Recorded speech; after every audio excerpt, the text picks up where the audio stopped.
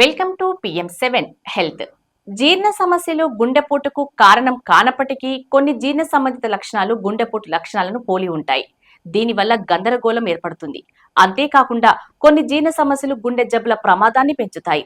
కాబట్టి ఈ రెండింటి మధ్య సంబంధాన్ని వివరంగా తెలుసుకుందాం. గుండెపోటు, గుండెల్లో మంట రెండు ఛాతిలో నొప్పిని కలిగిస్తాయి. గుండెల్లో మంట అనేది కడుపులోని ఆమ్లాలు అన్నవాహికలో పైకి వచ్చినప్పుడు వస్తుంది. ఛాతిలో మంటగా నొప్పిగా అనిపిస్తుంది. ఈ నొప్పి గుండెపోటు నొప్పిని పోలి ఉండవచ్చు. గుండెపోటు, అజీర్ణం రెండు వికారం, వాంతులను కలిగిస్తాయి. కొన్నిసార్లు కడుపు నొప్పి గుండెపోటుకు సంకేతంగా ఉండవచ్చు. కొన్ని జీర్ణ సంబంధిత సమస్యలు, ముఖ్యంగా కాలేయ మరియు పిత్తాశయ సమస్యలు శరీరంలో కొలెస్ట్రాల్ స్థాయిలను పెంచుతాయి. అధిక కొలెస్ట్రాల్ గుండె జబ్బులకు ప్రధాన కారణం. అంతేకాకుండా జీర్ణ సమస్యల కారణంగా ఆహారపు అలవాట్లు మారటం, జీవక్రియ మందగించడం వల్ల ఊబకాయం వచ్చే అవకాశం ఉంది.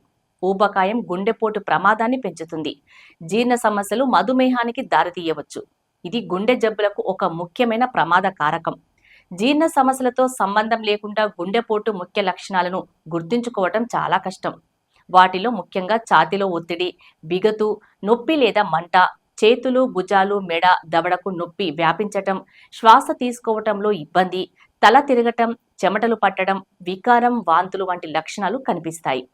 జీర్ణ సమస్యలను తగ్గించుకోవటానికి ఆరోగ్యకరమైన ఆహారం తీసుకోవాలి.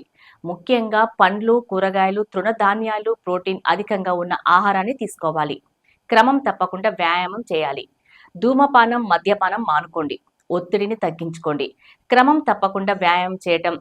అయితే మీకు గుండెపోటు లక్షణాలు ఉంటే వెంటనే వైద్య సహాయం తీసుకోండి. అయితే మీకు ఉన్న లక్షణాలు గుండెపోటు కాదా అని నిర్ధారించుకోవటం ఎలా అనేది ముఖ్యం.